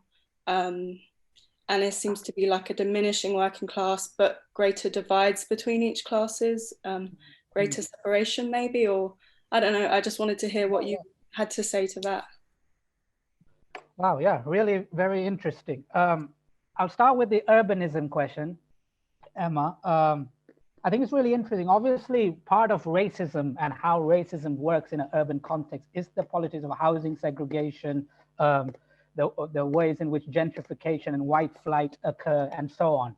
And yeah, this is inbuilt into the problems of how racism gets reproduced. And so there is, obviously, Stockholm has that streak in a very pronounced way as well. However, and I think in Britain too, we see it. I mean, there are increasingly these elements are occurring all across, certainly northern towns, parts of Birmingham, parts of London, and so on. And this is unfortunately the kind of how the housing sector interacts with, the housing market interacts with racisms and kind of racist perceptions. What I will say, however, I think we should not resign ourselves to that segregation being the only feature of the cultures that still emerge. So Rotterdam is an extraordinary example, I think. I'm fascinated by Rotterdam. I listen to a lot of Dutch rap. You know, and the Rotterdam outfits, they often have lots of different backgrounds, including some Dutch backgrounds. By Dutch, I mean white Dutch. Rotterdam, I remember, you know, for instance, when Van Persie is from Rotterdam, right? And Rotterdam, when Van Persie showed up at Feyenoord, they were like, man, you're speaking like a Moroccan. His language was of a certain sort. So I think that's very embedded in Dutch culture, Dutch urban culture. And segregation is one thing, but also, you know, we interact on high streets, we interact through our online media, cultural consumption, we interact in other formations. So Stockholm's a really segregated city, yes, but there are forms by which units of, you know, thoroughfares of living with each other still materialize across working classes. And I think that is always a feature of urbanism. In another life, I would have liked to be an urbanist. I messed up. I got into political theory. I ended up talking about these things, but I'm absolutely an urbanist. My favorite writer in the world is Walter Benjamin. The city is porous. Capitalism, racism, structures of oppression, they want it to be fixed. Power is an assault on mobility, but the city always escapes that. The city is always somehow or another porous, some more so than others. So I'm fascinated by Marseille, Naples, Berlin, so on.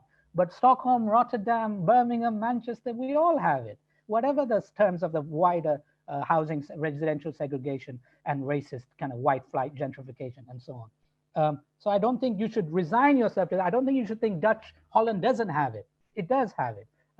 I love going to Amsterdam. And not because of central Amsterdam, because I go out to see my friends in the assorted areas. It's amazing. There are those huge malls and so on. And then just all of Holland is there. By Holland, I mean in the way I'm talking about it, you know.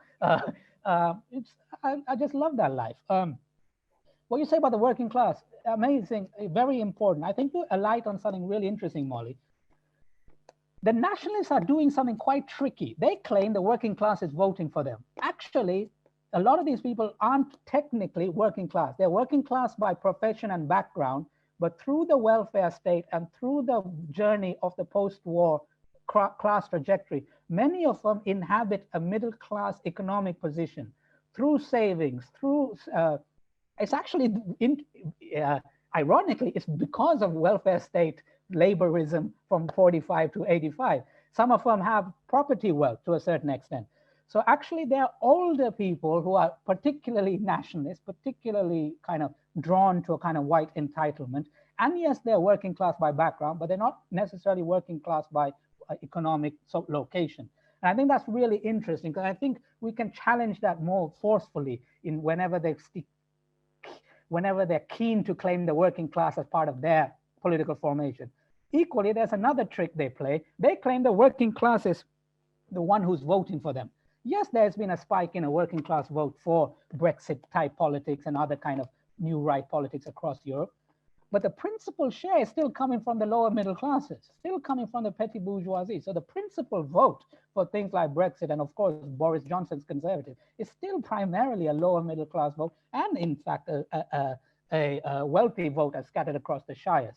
So yes, we shouldn't deny, we shouldn't be naive that there is a working class spike for a politics that is more receptive to nationalist themes, but they are not the lion's share. And they are not the ones who carry this new politics. And we shouldn't fall into this trap of thinking this is the downtrodden, nationalism is the voice of the downtrodden, as much as they insist on us thinking on those terms. I forget the second element of your question, but you said something, I'm sorry, I've forgotten. Do you want to repeat the second element? That's okay. It was just the kind of diminishing working class. Like, do you see working class as growing smaller and bigger divides between the classes? Okay. Well, in my understanding, just being in sociology, which is something we talk about, I don't think it's getting smaller. I think that character of working class life is different. It's now, you know, a lot of the working class now inhabit a precarity situation. There isn't permanent employment. A lot of working class strife is now due to the housing market and rental dependency. So much of electoral politics and the class divide in Britain is about, do you own property or not? I don't think as class politics goes, there's nothing more important than housing. So the way in which working class experiences manifest and who is working class and who is not, some of the categories have changed. It's no longer about whether you're an industrial labor or you're a white collar worker. No, many of you are going to go out into the arts and so on, and you will be working class. You won't be the characteristic working class person by like working in a factory in a northern mill town, but the very fact of your career in the kind of the 20s, 30s, you might find yourself in a working class situation where you're in the gig economy, you work on contracts, you work on commissions, you're in the rental market.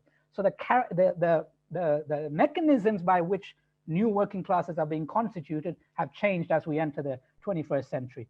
But I think it is big and perhaps bigger than ever. And I think the very interesting class question is the middle class is maybe not getting smaller, but is getting squeezed. The benefits of middle class life are now not as prominent as they were in the 70s and 80s. And I think that's a very prominent feature. The cost of living crisis, the property crisis, the diminishing of public services, the pensions being degraded and withdrawn. So the classic middle class profile is also a lot more brittle, a lot more unstable. And one of the problems is that middle class instability is often very prone to nationalism. And actually in many parts of the world, it's actually a kind of significant middle class, not a comfortable middle class, but middle class that's feeling distress and duress. They're the ones who are particularly drawn to nationalism because they have a degree of entitlement. I work for this, I deserve this, look at what I have, and yet nothing to show for it. And so there's a kind of politics of resentment and what shall we say, aversion that often takes a very dark expression. Sorry, that's a very sociological answer, but sorry, anyhow. That's why you're here. I'm going to bundle two questions together, Pavel's and Jean-Francois's, but maybe Pavel, could you go first? Wow, great question, actually. Is that the fascism one?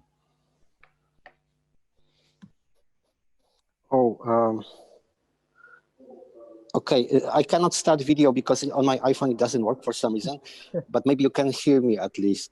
Yes, very good. Oh, okay, yeah. So I wanted to ask, what do you think about this concept of continuity between modern nationalisms and far right and the historic fascism, like in the 20s and 30s? Because I thought if you talk about class, maybe there's this concept like of capturing like the class sentiments, and maybe there's more to it, but obviously people define fascism in a different ways. But I think it's interesting to find out what you think. Absolutely, fantastic question. Okay, and Jean-Francois? Yes, so my question is, I have a few questions, but it's just related to the situation in France at the moment and how secularism or laicity is very difficult. It makes the discussions about racism, nationalism maybe very specific and quite difficult, especially when it's looked from the outside sometimes. So I'm a bit worried that sometimes France is a bit seem to either appear a bit backwards looking or just is missing some of the debates that are going on. Yeah, so sorry, it's not a clear question. Oh, very important. I'm really interested in all of the French debates are something I keep a very close eye on. So, okay, Pavel, amazing question. Obviously, in terms of theoretical connections, in terms of how we understand history, the fascism link is a vital one. And so much of the best thinking around this in the moment is to think about what was fascism and what would fascism be in the 21st century. I think you're right to say there are continuities, but there are important discontinuities. So the continuities is precisely what you say about class. Fascism has this extraordinary ability to draw a very strong multi-class profile. It actually could capture so many discontents about capitalism, but therein take the project of capitalism under the name of fascism. So it doesn't challenge capitalism, it doesn't overthrow capitalism, but it takes some of the discontents against capitalism and renders it part of the fascist project. A guy called Ernst Bloch, so the Frankfurt School thinkers are really good at this, because half of the project of the Frankfurt School is thinking about what the hell is fascism and how does that happen between the 20s to the 50s. What is very different, however, is 20th century fascism in Western Europe. Part of its principal project is to challenge the labor movement, right? So you have this extraordinary dialectical alternative where you have huge labor movements and communist parties and kind of very assertive social democratic parties. So fascism is also about a project of defeating the labor movement. It's like two big options are arriving, fascism or communism. And they are incredibly advanced versions of the answer to capitalism's problems. Fascism therein has this direct object that it defeats. So, Mussolini's fascism is very much about repelling the communist attack. Italy has had for a long time the biggest communist party in the Western world, but obviously in Germany too, you have this extraordinary lefts emerging in the 20s and 30s. And fascism is a direct response to that. I think it's safe to say that we don't have that now. So obviously our contemporary nationalism, which has very prominent fascist tendencies, it is not it's not trying to challenge, it's not trying to confront this extraordinary left movement, because there isn't one, and certainly not a trade union movement or a labor movement. But what it is doing, I think, and this is where the continuity is, it is still trying to address emergent and chronic discontents with capitalism. And as Suhail has talked about this, and I talked about it, these discontents about the end of the social mobility contract, the end of meritocracy, that obviously those things were perhaps myths in the past too, but now they're not even myths. They're not something we can even expect.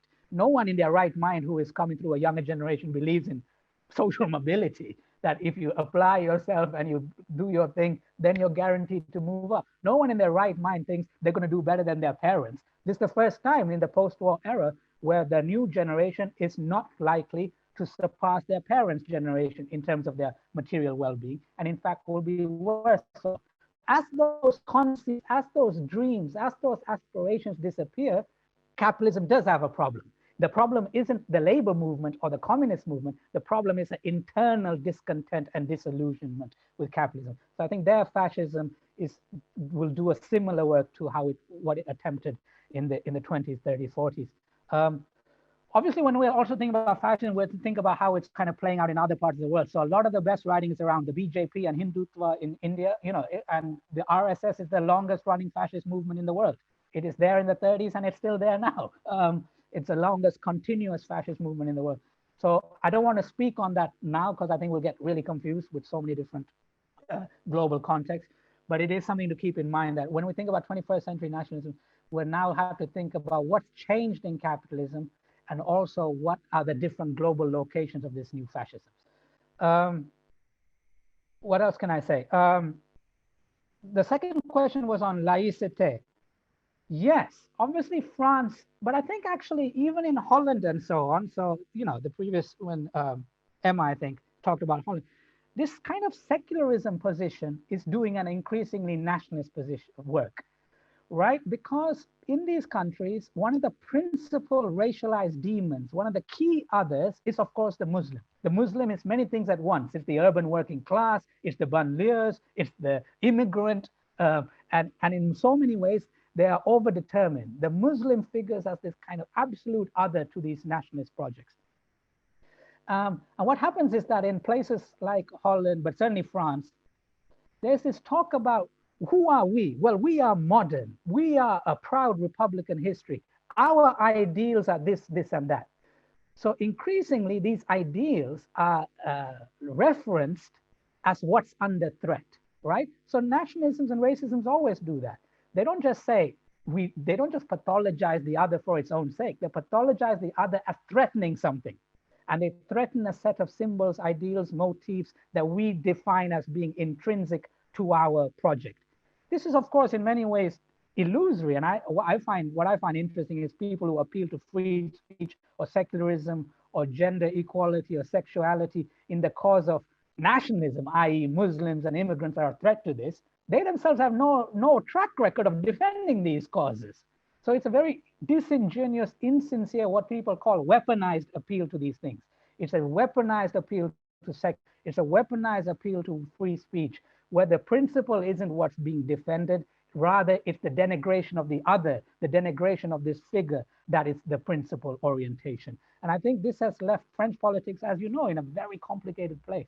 Because it's kind of a lot of people are tempted by this appeal to secularism that, oh, what we're defending is a nice, neat Republican liberalism. What's offensive about that?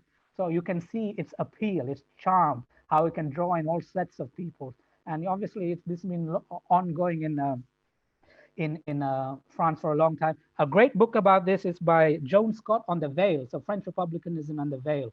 And this was before, you know, it was even kind of before the War on Terror, so maybe 2002, 2003, but already she was talking about it with the Chirac stuff around schools and veils and Muslims and so on. That was in the late 90s, early 2000s. I don't know if I answered that very well, but I wanted to say that in Holland and Sweden, these are big things. These are routinely cited as what the Muslim, in the way in which they pathologize and represent the Muslim as a particularly civilizationist threat to Western nations. Yeah, the talk from Sarah on Monday. Oh, yeah. It's not just about the pathologization and diminishment of the Muslim. It's also about the rescue narrative around Muslim and kind of, in a way, you kind of avow and endorse liberal values by rescuing others who don't benefit. There's a couple more questions. I still really want to ask mine. So if we do the next set and then I'll return to mine. If we can keep you a bit longer, Vallu. Yeah. So I thought I can see Jesse and Philip, but I thought maybe we'd have Philip first. It's quite a big question. Maybe you can do a slightly narrower version of what you have in the chat, but let's have Philip. Okay, sorry. Yeah, I agree. Just it struck me because we talked for the last 2 hours about nationalism, that maybe I would really love to hear your definition of nationalism, because it's going to be a long answer, I'm sure, because I'm German, and from our background, I mean, social nationalism, so-called, which wasn't very social, as we know, had obviously this race element, and we can't talk about that so easily in a British context with a Brexit vote. This wasn't a white vote. I mean, as you've already alluded to. So I think it'd be really useful if you gave us what you think is nationalism, and then the second bit, maybe we won't have time to answer, but I'd love to hear your thoughts on how is the nation state the problem? Where do you go? I mean, what new vessel can hold democracy if nation states are always going to be us and them? There's always people who are in and people who are out, and people who want to come in and people who want to keep people out. And where'd you go? Sorry. I can't hear you. Did you? I muted it. Ah, yeah, sorry. Yeah, I love the question. It is huge, obviously. Can we just take the other huge question as well? What's the other huge one? From Jesse. Jesse? Yeah, I'm here. Hi. Is that working? Yeah? Yeah. Great. Yeah, thanks for an amazing talk. Yeah, I was just wondering, I imagine that it was probably, well, I don't know whether in the videos at the end it was incidental or not, but it was the case that the scenes that appeared were very male, and it made me think about the kind of locations of conviviality, and particularly, I suppose, the public locations of conviviality that become maybe the image. And yeah, I suppose in this instance, they're particularly male. So I wondered if you have thoughts on how gender operates in terms of how nationalism is kind of understood and projected, and also, I suppose, maybe in terms of thinking about the poetics of conviviality or of hope, and what we might mobilize from kind of multicultural working class life, and how gender might operate in that. No, really good, amazing. So it's actually something I've thought about quite a lot. So obviously these examples just impulsively, they project a male street presence, but that gets to a problem, obviously. So there are a few things I can say. The one thing about conviviality, it tends to, in its public writing, it's a lot about street culture. I don't mean street culture as a corners, but about that milling in public. Obviously, the milling in public, everyone is present, no doubt. But the principal imaging, and I think you are fantastic to use that phrase, the principal imaging of the public street carries a kind of, not macho as such, but a male presumption that the street has a male iconography tied into it. Whether it be working class culture or other cultures or other iconographies as well. But that is, of course, conviviality itself isn't a masculinist form. It's just that the genre motifs of, let's say, the things I chose, grime, football, and I don't know what the third was. What was the third thing? Birmingham. So, I mean, the Birmingham, that documentary is really nice because half of it is about Lady Lesher, who's from Birmingham. So obviously the bit we showed was the very beginning. But in terms of, the mediatization of music and the mediatization of football has a very kind of masculine assumption or masculine register. But of course, there's been a lot of writing on conviviality through other forms. And again, these are gendered forms where life is gendered. But, the politics of neighborhood care, and that is where the kind of role and prominence of all that rich, intricate bonds around how collective maternal forms emerge around children and how that breaks go on. Can I push you there? Because what I think is particularly interesting about this is that I guess the historic working class is in some aspect a male population. I mean, that's obviously complicated by Victorian female factory workers, but I suppose part of the historic working class in the UK at least includes the kind of domestic figure of the woman. And in contemporary working class life, you simply can't survive. That's not a feasible kind of construct. So I suppose that what I'm interested in is why there isn't more kind of movement in this image. Do you see what I'm saying? In the present or the past? No, I mean in the present. Coming to the present, women are workers. Women are the working class in the kind of active operative meeting in workplaces, socializing in the as it were in the public as opposed to the domestic realm. I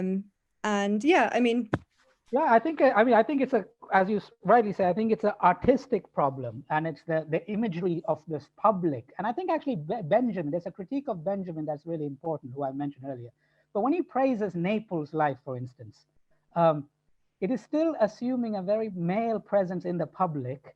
And if you read Naples differently, that same public is can be a much more punishing space for the woman who he ignores, for them to pass through that same street.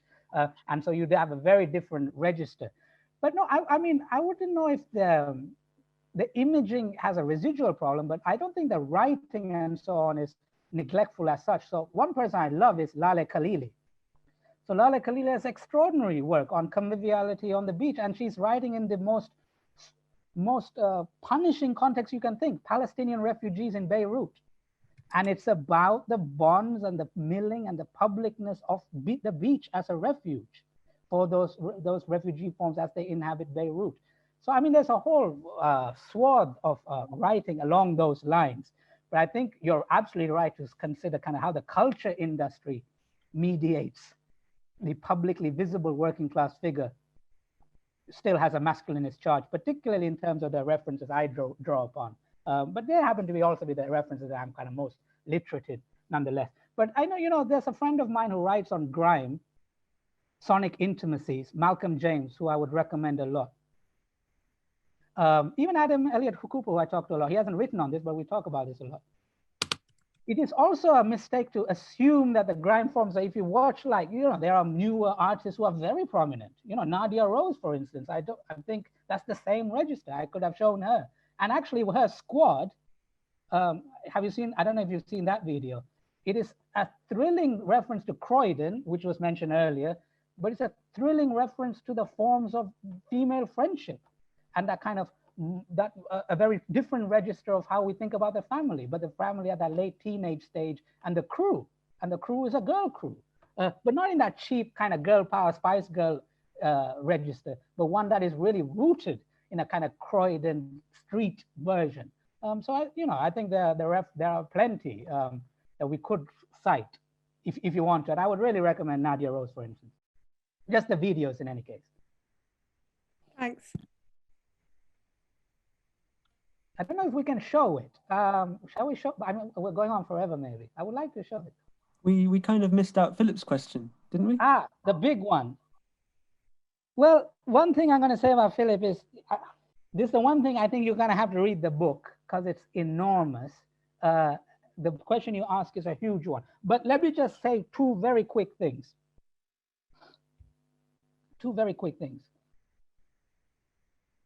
I am not an anarchist. Maybe I should be, but that's not the kind of theoretical archive I've drawn from.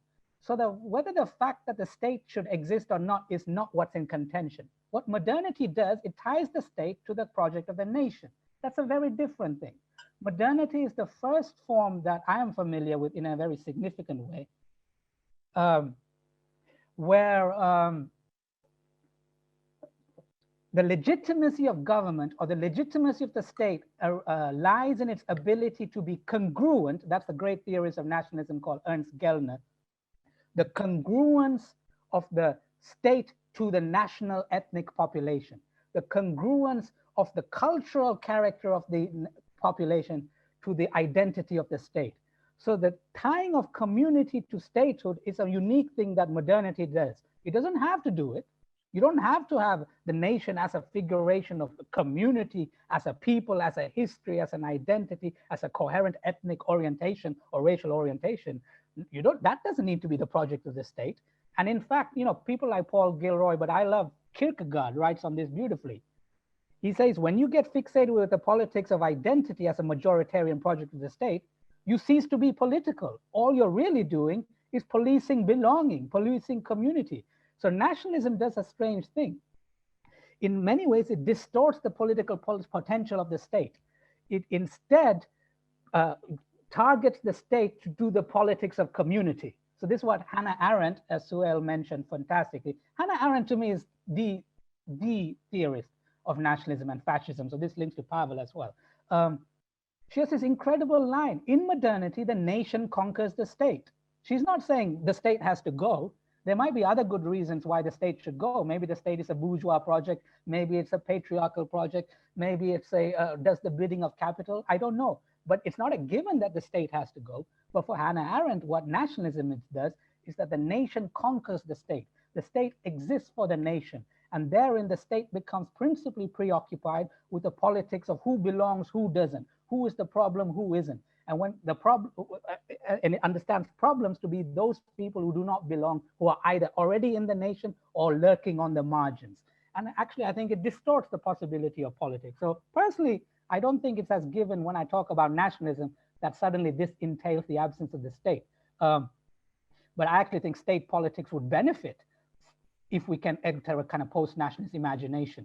And actually it will become a much more mature operation in terms of doing politics in its broader sense for its own population as it happens. Another person, beautiful, who puts it, Zygmunt Bauman, he goes, listen, the fact that the nation succeeds the parish, so capitalist modernity succeeds feudalism and government shifts from the feudal parish to the nation state, that doesn't mean this is the end of history, right? I mean, just like we're not fated for the parish for in all perpetuity. So I think we can also be more imaginative of the possibility of what it means to be a state beyond the nation.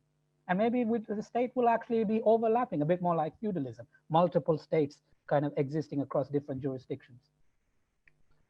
Anyways, it's such a big question, but I don't know what to do. But I would say one quick definition about nationalism. For me, nationalism is when it gets preoccupied with the supposed problems that the outside represents. The outside as a genuine outside, like the EU, like the globe, like the world, or more likely, specific renditions of the outside, internal minorities, racialized minorities, regional secessionist regions, things like this. Nationalism is when those things become the centerpiece of our political discourse. I think when it starts becoming about us and others. Yeah, and that's not always the case. So in the 60s, 70s, of course, there are racisms, of course, there's a nation, but it's not a nationalist moment because that isn't the principal preoccupation of political discourse at the time. Okay, thank you. I was just going to say, I think Suhail has a troubling question for us about contemporary art and how it relates to this, but does he think we've got time? By the way, whoever mentioned Celine Sharma, that is a fantastic. I have some problems with Girlhood, but it is a fantastic film and really resonates with some of what. Who said that was? Me. Bessie, right? Yeah, yeah. I actually prefer Woman on Fire. Oh, is that what it's called? Portrait on Fire, Portrait of a Woman on Fire by Celine Sharma, but that's different. It's a more historical film. Sorry, Suhail, you were going to say something. Yeah, sorry, I was kind of muted. I was just going to say in response to Philip, Vallu has written a very large book. He's also a really good writer. So just to kind of give you a little bit of like backslapping praise. So it's actually a really enjoyable read as well. Don't be put off by the academicsness of it. So my question is going to return to art a bit, and it's not to kind of make you responsible for the art field because it's in a way not your primary concern, but it's to do, I guess, with the problem of when we're in the the problem is kind of exemplified by where the postgraduate programs at Goldsmiths are located. So we're in Deptford, which you know is Lewisham there, and my sense is that the lived multicultural you're talking about and endorsing is happening around us. So you go down Deptford High Street, it totally exemplifies exactly the kind of multiculture and the kind of intuitive, everyday working classness. We're not doing that stuff when we go into our studios. There's a big gate, we walk through it, and we start having thinking about representations of race. We think about representations of white anxiety about historical racisms, current racisms. We have anxious conversations. We do this kind of thing, which is not the stuff that's happening on Deptford High Street, right? So it's like an exemplification of the problem of how you deal with whiteness and how you affect an anti-racism, not through the kind of, I don't want to use the word organic because it's got really horrible overtones, but kind of spontaneous lived multiculture affected by this kind of multi-generational working class conviviality, right? And the cultures that produce contrasted with what's happening in the art space, which reflects upon it, produces a kind of representational form of it, and then has these kinds of anxious discussions, which is a very different kind of cultural format. So there's an issue of discrepancy between what we can do in the art space and what happens, you know, where the real anti-racism or the resources for anti-racism is happening. And so my question is partly about negotiating that gap, but I'm also wondering about, you know, you mentioned the elites, that we are the elites. I think that's an exact description. I don't take it as any way pejorative. And in a way, if the nationalists are going to call you a transnational elite, then bring it on, because that's a much better place to be than where, you know, than kind of being guilty about the accusation. It seems to me But, you know, this isn't a personal thing or anything about anyone's allegiances, but a program like ours, which in a way reflects the internationalism of the art space, we're put together, and, you know, there's a kind of a flaw because we have to pay to be on the program. Students have to pay to be on the program. There's a kind of certain cultural mode of circulation, which involves going to art spaces, biennials, if you go into the gallery circuit, museum circuit, and so on. So in a way, we belong to this transnational elite. We understand very well that contemporary art is a kind of very endorsed bauble for the capital elite. Yeah. Right? So my question is, like, if we have an interest in endorsing and kind of endorsing like an anti-racist strategy or an anti-racist cultural production, what kind of alliance do we draw up, or what's the kind of connection, in a way, between the sort of work that we do and the work that's happening, or the kind of cultures that are being produced in the spaces that you're describing? I mean, yeah, it's an amazing question. I'm really, it so resonates so much with me, and I can see in the comments too, it resonates with others. My only hesitancy is that I just don't want to overshoot my remit. I don't really know what contemporary art actually is as a debate, what we consider its practice to be, what the kind of dilemmas are, but go on.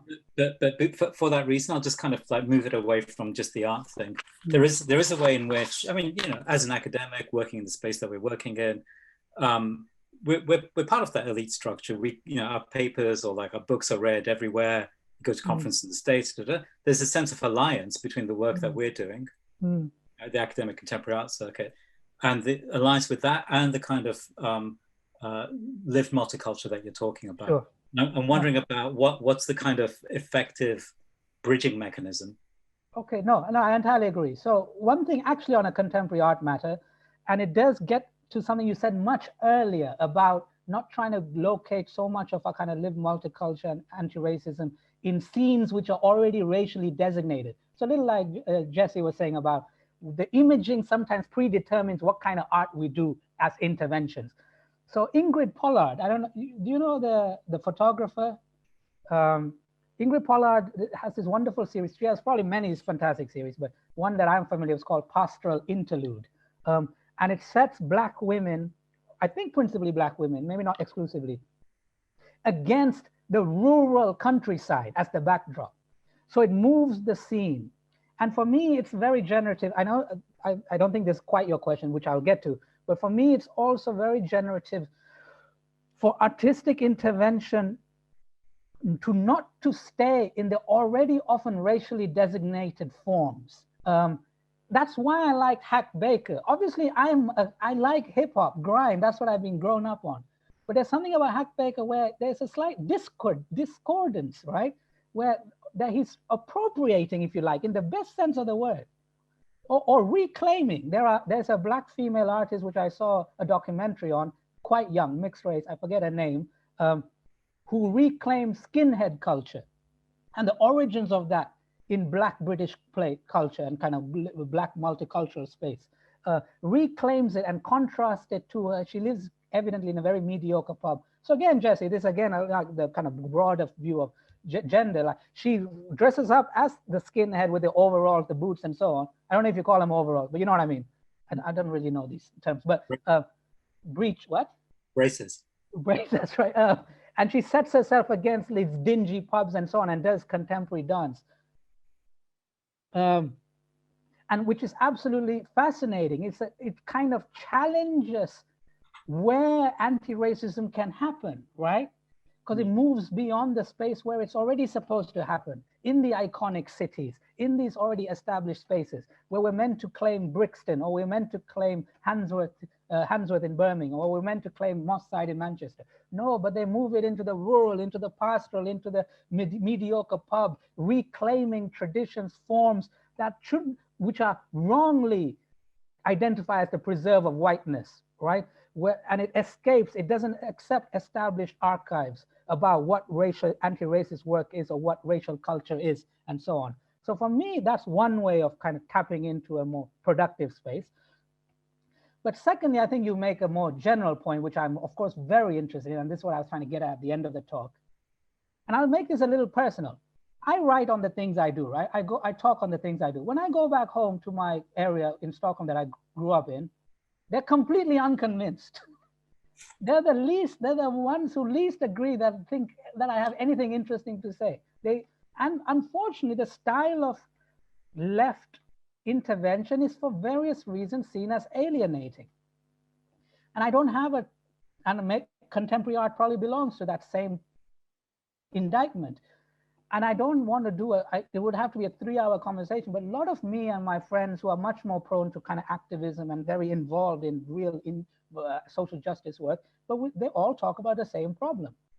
We have been maybe trapped into a politics of righteousness, where we perform, we demand the moral position. Whilst what I was trying to say at the end of the talk via Paul Gilroy and so on, we also have to embrace the things that we already like that are part of that project. I think sometimes we are essentially trying to confront and indict into shame or guilt, as opposed to also the seduction and attachment. Again, I'm just going back to my themes, but part of politics is to curate for the world what is already incredible about the world.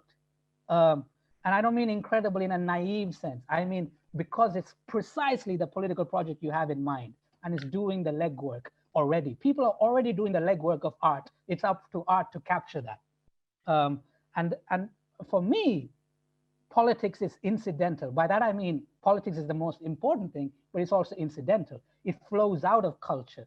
That's why I use these examples. That's why I like AFTV, because nobody knows they're the least political people on town.